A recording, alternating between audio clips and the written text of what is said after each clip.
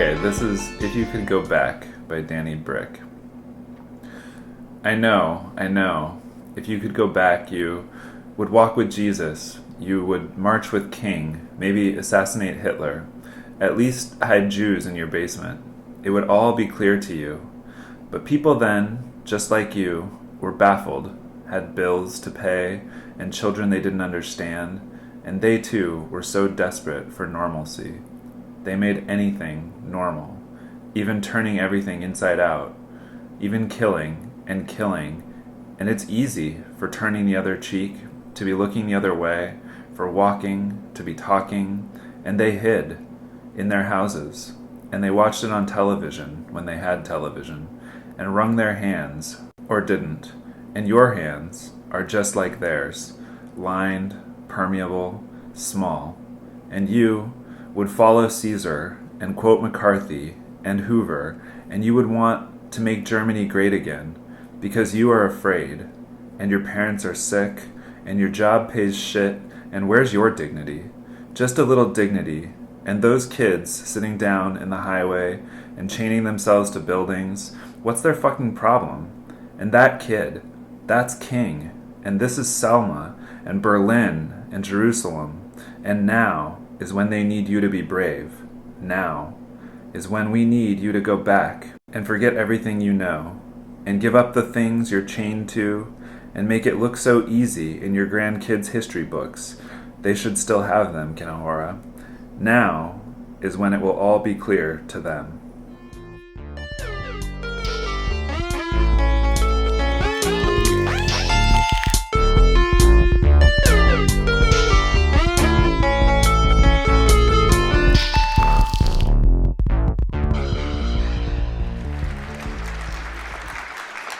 Thank you so much. I'm still waiting for the explosion. And our last speaker today is Rasheedah Phillips. She is creative director of Afrofuturist Affair, a community formed to celebrate, strengthen, and promote Afrofuturistic and sci-fi concepts and culture. In her work with Black quantum futurism, Rasheedah derives facets, tenets, and qualities from quantum physics, futurist traditions, and Black African cultural traditions to celebrate the ability of African-descended people to see into and choose or create the impending future.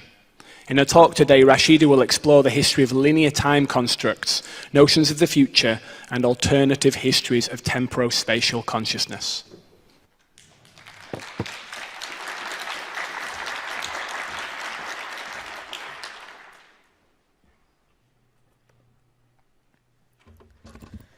Where is the master clock? Who watches it and who keeps time? If the master clock stops, does time stop? Most people take their everyday experiences of time as a factual, unalterable facet of reality. There are clocks that chart the hours, minutes, and seconds, calendars that chart the march of days, months, and years, suns, planets, and stars that chart out the ages, mapping out cosmic time. More subtle, however, are the ways in which time governs our social interactions, regulates our emotions and our movements, frames our worldviews, informs our politics, and leaks into our very consciousness. The ways in which we are situated in time are reflected in how we talk about, think about, and conceptualize the world around us. In America and in many other places, natural time has been overthrown by Western linear time, where temporal orientation is facilitated by clocks, schedules, cell phones, and calendars. The word future, by definition, designates a time period or temporal space that is not now, one that is situated ahead or before us, and one that is distinctive from times that lie behind or before the one we are currently situated in. Etymologically, future developed out of Old French futur during the late 14th century, meaning a time after the present, or that which is yet to be. Future can be traced back to the Latin futurus via the stem fu, to grow or to become, which is the future participle of the word esse, or to be. The Oxford English Dictionary notes that both esse and future share be at their root, which may explain why the word before can both denote an event that has already passed and is now in the past, or an event that has not yet happened. Notions of the future as that which lies ahead vary greatly. In traditional indigenous African spatio-temporal consciousness, for example, time was experienced as a matter of pacing, akin to walking, with time beginning when you arrive at your destination. African time also had a backwards linearity in that when events occur, they immediately move backwards towards what John Mbiti calls zamani or macro time. Future events are situated in a potential time until experienced or actualized. Those events do not depend on a specific clock time or calendar event for their manifestation. Instead, time depends on the quality of the event and the person experiencing it. Once the future event is experienced, it instantaneously moves backwards into the present and past dimension. Those two dimensions bear the most ontological significance, where a person experiences time partly in their own individual life and partly through the society which goes back many generations before his own birth. In contrast, a traditional European spatio-temporal consciousness around and prior to the 14th century saw time as flow and inevitability. Early recordings of an abstract sense of time as a continuous duration arose around the 14th century, while the word time itself derives from the word tide or tidis, which has its etymological roots in a Sanskrit word for division, to cut up, or to flood, as in the time of high water. Within the European Judeo-Christian order, work and prayer times were heavily regulated by laws. Because of a belief in the biblical apocalyptic visions of the end being near, the singularity, time had to be tightly regulated. In Time Wars, Jeremy Rifkin notes that the Western culture institutionalized its images of the future by way of religion and politics, making sure that the future was something that could be made predictable and controlled. It is through religion and politics that a linear temporal orientation first came to be discerned, simultaneous to the development of Western culture. The structure of time eventually came to be organized discretely and causally into a past, present, and future, with fixed events set against a forward-moving timeline, one that would eventually come to a climactic, chaotic end. Prominent Western religious philosopher St. Augustine was among the first Western thinkers to view Christian-inspired, linear, irreversible time as an important feature of his philosophy. In his book, Confessions, he asks, how can a past and a future be when the past no longer is and the future is not yet? As for the present, if it were always present and never moved on to become the past, it would not be time, but eternity. This progressive future, one that is unidirectional and one that does not allow access to the past, was further forged through other significant events in science and technology. Doorn van Rossum notes, only since the scientific revolution in the middle of the 17th century can we speak of experimentally qualifying scientific procedures and conceptions of time as a scaled continuum of discrete events. The increased building and usage of public clocks and eventually personal watches and timepieces further inscribed a mechanical order of time impacting all aspects of the Western way of life. The second law of thermodynamics, developed around 1854, also reinforced the linear notion of time speeding into the future toward a chaotic end, while other significant temporal historical events, such as the building of the first long-distance railroads and the invention of the telegram, allowed the future to be conquered through a compression of space-time. For example, Stephen Kern writes of the relationship between the future and imperialism and colonialism, noting how the annexation of the space of others and the outward movement of people and goods are examples of spatial expressions of the active appropriation of the future. British Foreign Minister Lord Rosenberry noted, for example, in 1839, that the motivations for colonizing Africa is not about the present, not what we want now, but what we shall want in the future. Roseberry considered the future as something to be mined, acknowledging the metaphor by stating that they were engaged in a business of pegging out claims for the future, considering he and his fellow imperialists trustees to the future of the race. Many of the radical movements, both during and after slavery, actively took on the language of the future in seeking to empower people to rise above their present circumstances. For radicals in a struggle for freedom from radical oppression, the future offered a potential source of hope. In 1892, abolitionist and former slave Frederick Douglass told a group of black students at Atlanta University, "Be not discouraged. There is a future for you and a future for me." On the other hand, in a speech delivered on July 4, 1854, attacking the hypocrisy of the American Independence Day celebration. He observed, "America is false to the past, false to the present, and solemnly binds herself to be false to the future, liable to repeat the same atrocities against humanity as it had against the enslaved." Marcus Garvey, founder of the Universal Negro Improvement Association, found history to be a hopeful precursor for the future, one that was subject to the creative force of the oppressed. He told his followers, "We have a beautiful future, and we shall create another in the future that will astonish the world." There is no past, or rather, where does the line between the past and the present draw? Was slavery over simply once declared? At what time did we become free? If time orders actions, when and where was the act of liberation? When did subjugation end? What time was it in the land my people were stolen from? How far away from slavery are we, when slavery as an institution was encoded into the dominant temporal order? In temporalities of pre-slavery, pre- and post-freedom superimposed, then collapse into one another.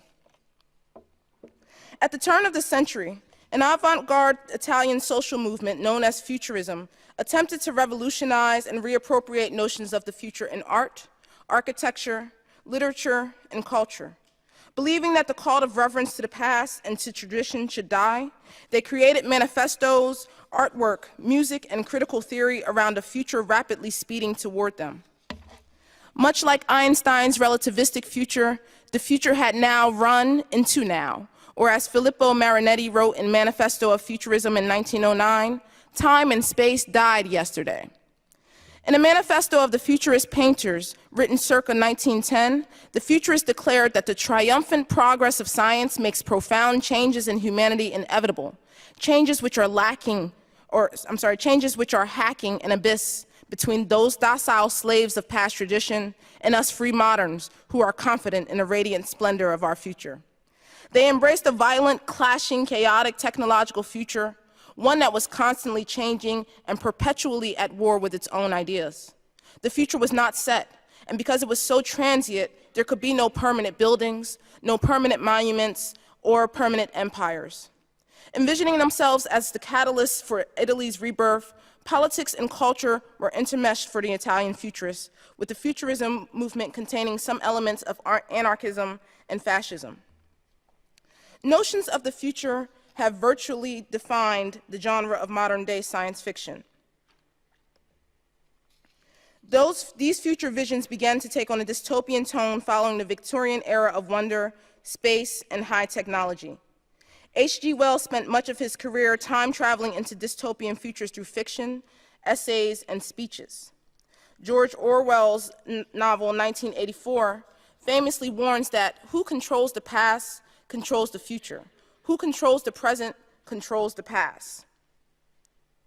Real-life science and technology have benefited from the imaginations of science fiction writers as much as the reverse.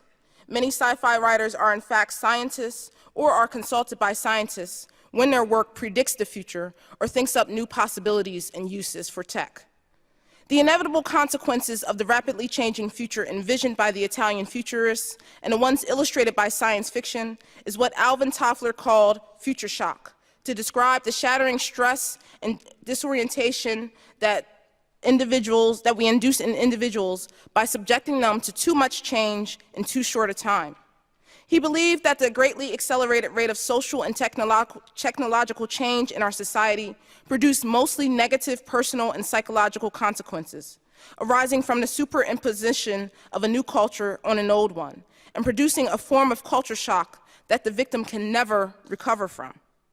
This was what Marinetti and the Italian futurists wished for, right? A future now that had permanently split from the past, brought about by a violent expansion of the scope of change. For Toffler, we were racing too far into the future, too quickly. The term future shock itself spread through popular culture, theory, and media after the release of Toffler's book.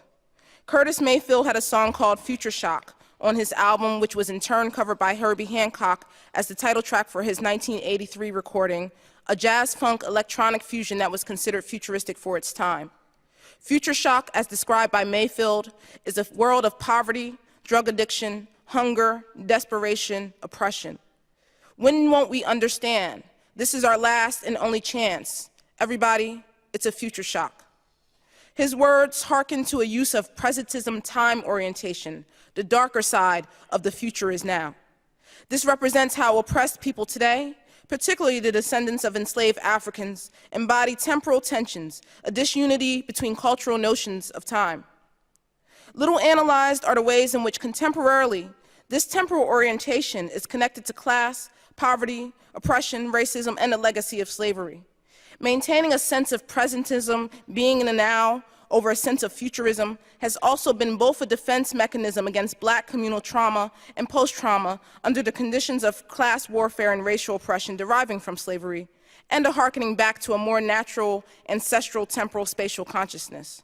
For example, Michelle M. Wright cautions, if we use the linear progress narrative to connect the African continent to Middle Passage Blacks today, we run into a logical problem, because our timeline moves through geography chronologically, with enslavement taking place at the beginning or in the past, and the march towards freedom moving through the ages toward the far right end of the line or arrow, which also represents the present. So essentially, we can never catch up. Additionally, Jeremy Rifkin explains the consequence of the linear progress narrative being applied to an oppressed person keeps them confined in a narrow temporal band, unable to anticipate and plan for their own future, powerless to affect their political fate. For those deprived of access to the future becomes untrustworthy and unpredictable. They become stuck, only being able to plan for the present and limited time in the future as the society around them speeds forward in illusory linear progress. This narrow temporal band is used to penalize people on a daily basis. Being 10 minutes late to court, for instance, can mean losing your job, your kids, your home, or your freedom. Hierarchies of time and lack of access to the future informs intergenerational poverty in the same way that wealth passes down between generations in traditionally privileged families. Womanist and feminist movements have also featured the future prominently. Michelle Wright also notes examples of Black womanist writers such as Octavia Butler and Alice Walker, who create bold new models for a self-defined or internally defined notion of tradition. The time-traveling Black woman protagonist Dana in Octavia Butler's fantasy novel Kindred, for example, had to ensure the continuation of her family's timeline in the antebellum South, and by extension, her own birth 100 years into the future. So, how do we begin to control our own time and create new cultural, healthier time orientations? How can we encode new temporal algorithms? What does it mean to dismantle the master's clock, physically, spiritually, psychologically, cognitively? How do we access and take back control of our own futures? There is a necessity to dismantle the master's clock and reinscribe a colored people's time, or perhaps more affirmatively, to construct a new diasporic African spatial temporal consciousness. There is a necessity to dissolve or dismantle the thermodynamic arrow of time and the arrow of progress. Mechanical time is not absolute time. The present moment is the ether, the absolute frame of reference. In some ways, being a radical means advocating for some vision of the future, one that is different than what our standpoint from the present offers. On the November 2015 cover of Wired, the words, "Let's change the future," are written in bold pink neon, previewing an issue dedicated to race, gender, and equality in the digital age, and guest edited by tennis star Serena Williams. The issue features articles on the Black Lives Matter movement as the 21st century civil rights movement, the lack of diversity in the tech industry, and one on a perceived battle over diversity that recently erupted in science fiction culture. In one article called War of the Worlds, Amy Wallace notes that sci-fi that accommodates one future, one kind of politics, and one kind of person just isn't doing its job. Understanding the utility of science fiction to envision new worlds and new futures in concrete terms, particularly for societies marginalized, Wallace's words call to mind those of Octavia Butler, who in an essay called Positive Obsession asked, "What good is science fiction's thinking about the present, the future, and the past? What good is its tendency to warn, to consider alternative ways of thinking and doing? What good is its examination of the possible effects of science and technology or social organization and political direction? At its best, Science fiction stimulates imagination and creativity. And what good is all of that to Black people? A new generation of science fiction writers and creators are using their work to answer those questions. Metropolarity's Queer Speculative Fiction Collective, for example, and other grassroots collectives are choosing science fiction as our lens to create new worlds, identities, self-paradigms, and to destroy old harmful ones. Interrelated, the concept and community of Afrofuturism has emerged over the last 20 years and has developed as a tool, medium, and a lens that Black marginalized communities across the diaspora can use to evaluate or shape our futures. Art curator and Afrofuturist Ingrid LaFleur describes Afrofuturism as a way of imagining possible futures through a Black cultural lens, while professor and artist Didanang Akpem calls it an exploration and methodology of liberation, simultaneously both a location and a journey. Afrofuturism lends itself well to exploring notions of institutional liberation, unearthing our true histories, mapping our futures, understanding our present conditions in a flow of time through a speculative lens. Because it provides a perpetual bridge between the past, present, and future, Afrofuturism and the Black speculative imagination can be used as liberation technologies to build future worlds. Thank you.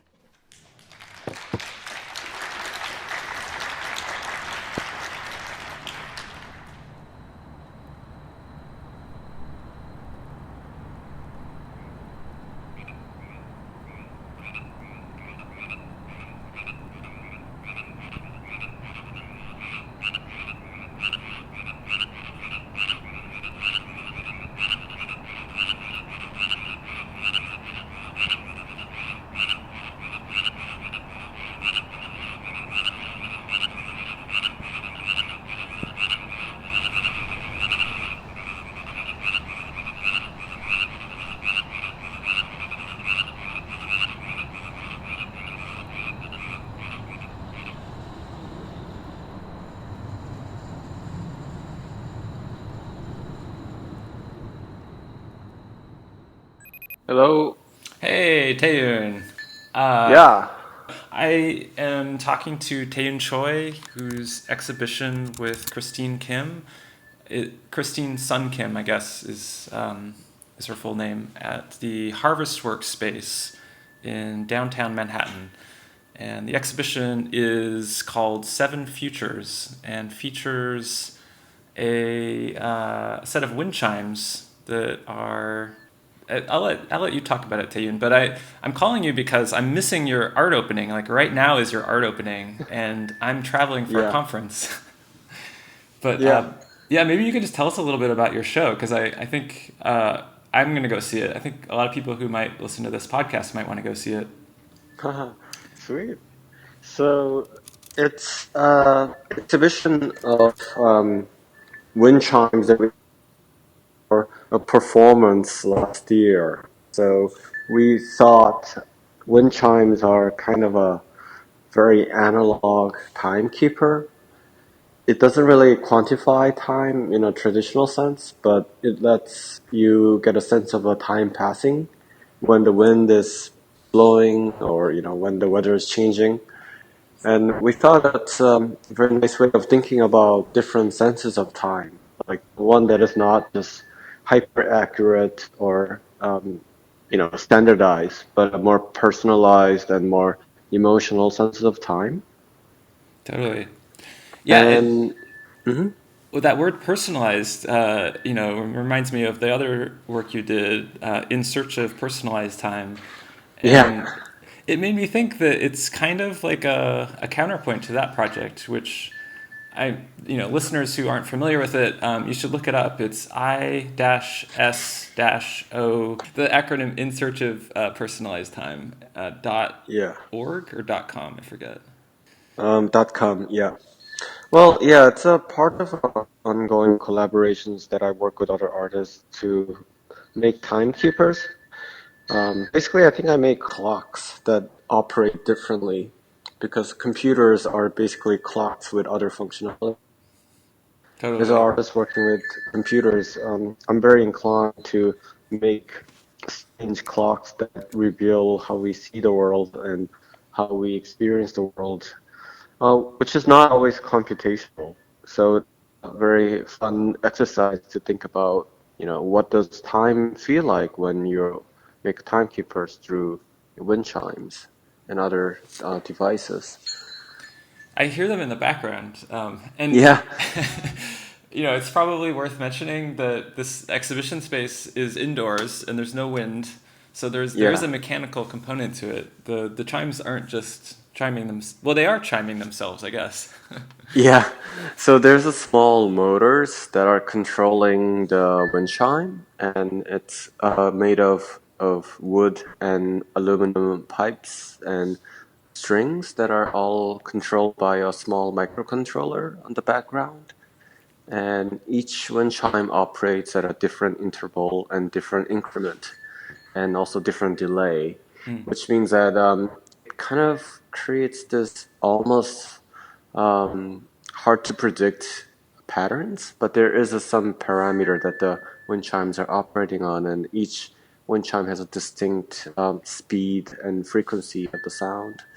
So for us, the movement of the wind chime was as important as the sound itself, because my collaborator Christine is deaf, so she doesn't hear sound at all. But she's always been fascinated with wind chimes just because of how they move and how they indicate weather and the environment. So this is a sound installation, but it's a sound installation in a sense that the movement manifests as sound. So these wind chimes have a very distinct, gestures and a little bit of a shakiness that make it look like it's sort of alive. I like that. I'd never really considered how wind chimes are as much a visual cue about the wind as they are an auditory one. But of Mm-hmm. course, yeah. Yeah, we weren't trying to recreate nature or to give a feeling of being in the outside, but it was more like looking at like what is the kind of temporality that we could create with this wind chime? Can we make it feel like we are in other time zone, time places? And we've been talking a lot about slowing down time, and in hope of just making more time for us because we are very busy and seems like we're always running out of time. So this iteration, the Seven Futures, is especially a slower program. So it's kind of meditative experience to be here. I'm reading your artist statement on the Harvestworks website, and it talks about the use of synchronicity in the Hmm. wind chimes. Do they all eventually chime at the same time? Is that part of it? Uh, no, no, but they are synchronized from the back end. So in order for them to be desynchronized, they need to be synchronized. There's that odd thing about computers that, to make it unpredictable, you have to have it very predictable in the first place. Yeah, that's amazing. So they're using the network time protocol, probably. No, it's just the microcontroller is just keeping track of the milliseconds that, as soon as the microcontroller started. It's a very simple software. I see. And I guess yeah, we initially created for this called the Future Proof, where we talked about different technological futures that we have issues with, such as issues of gender, issues of language, issues of dwelling and habitat, and how a lot of technologists seem to say that they could solve a lot of with technology, and we're like, that's just not a right way to approach our relationship with technology. So we created this lecture that these seven wind chimes became the each to represent each chapter. But now one of the wind chimes is in Berlin with her, and then we have six wind chimes here, and it's a more of an installation interpretation of our ongoing conversation. So the piece is not just in the gallery, then it's sort of a combination of New York and Berlin. I didn't realize that.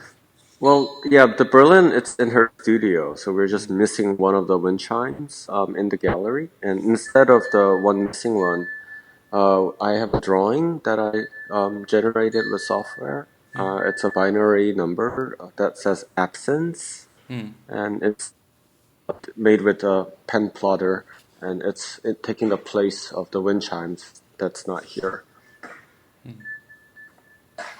Well, I'm looking forward to seeing this. I think this is like maybe the most like literal exploration of the idea of FOMO for my FOMO podcast.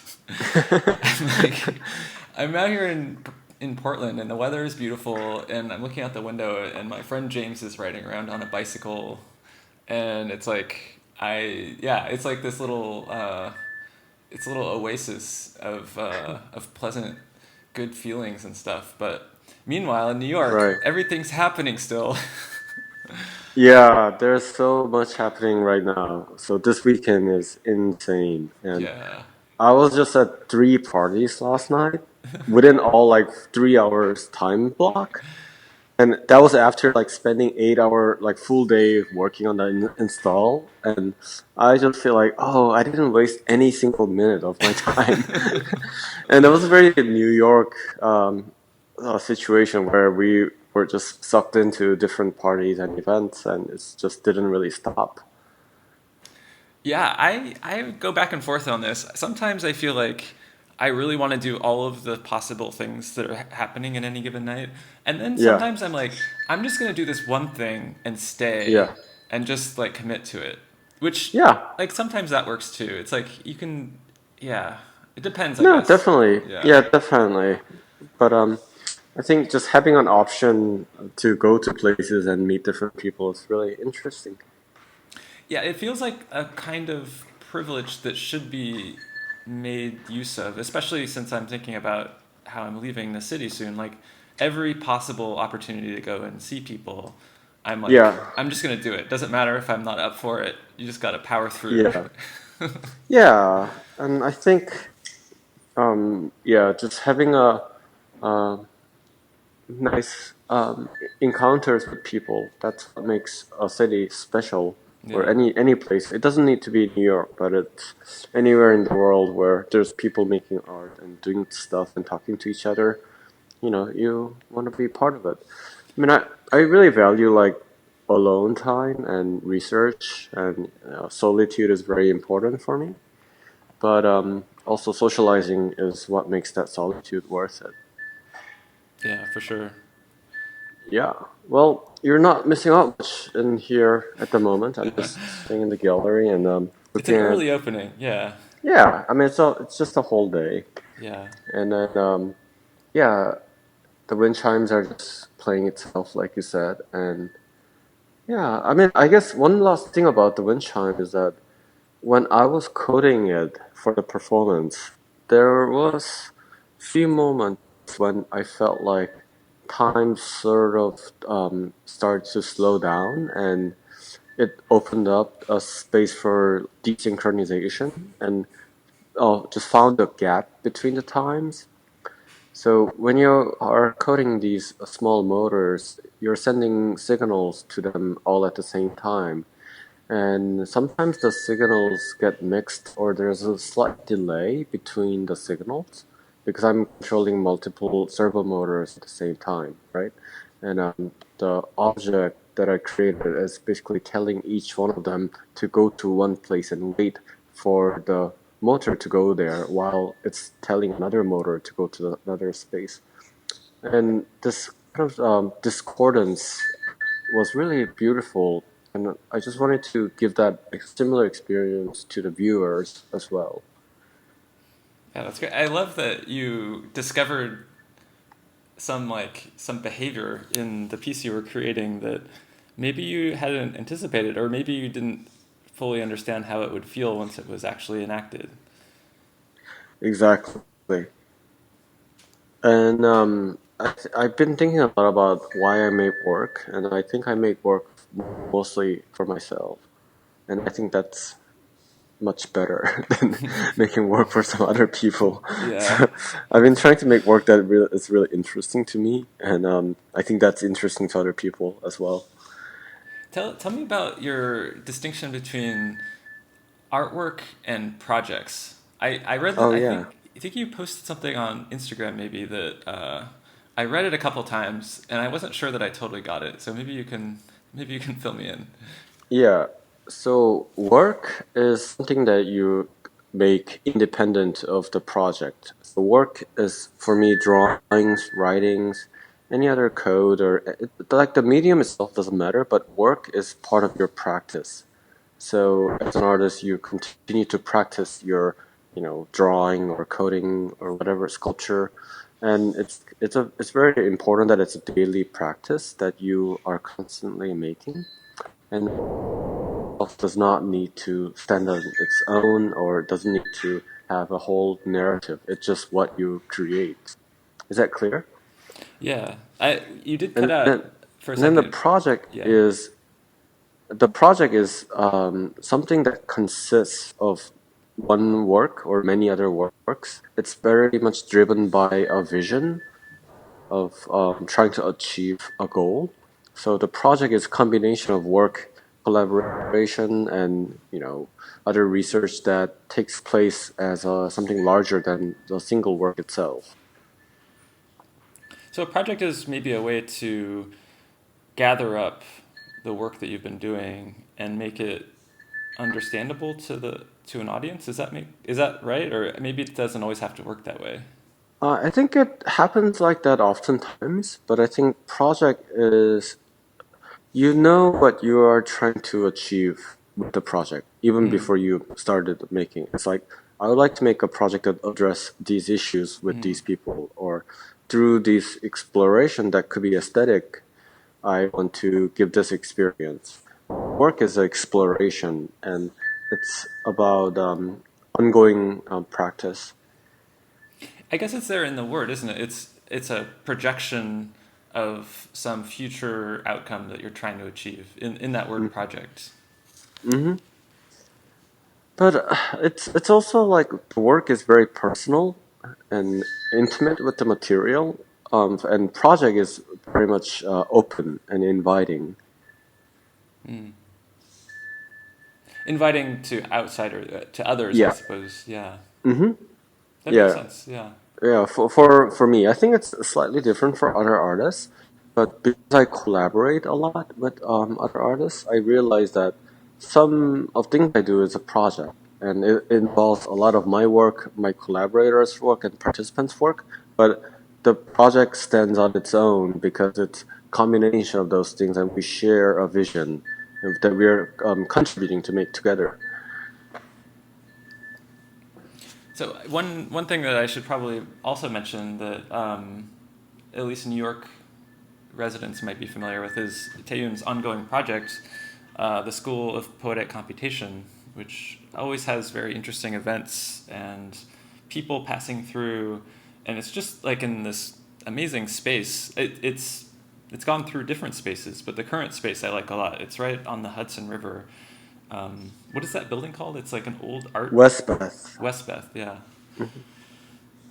So if you are in New York and have some time to go see Taeyoon's exhibition, I highly recommend it, even though I haven't seen it myself. I've seen the wind chimes, though. I saw them in your Yeah. studio, so I kind of know what it's about.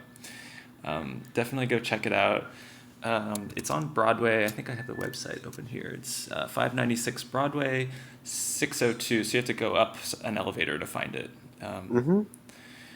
And go check out School of Poetic Computation also. Yeah. Yeah, we have workshops and we offer 2 weeks program and then also 10 weeks program in the fall. And yeah, we're gonna announce our call for students soon. And I think I've been seeing what might be the beginnings of your uh, long gestating project about 1-bit computing. Am I Yeah, picking up the signals right? yeah.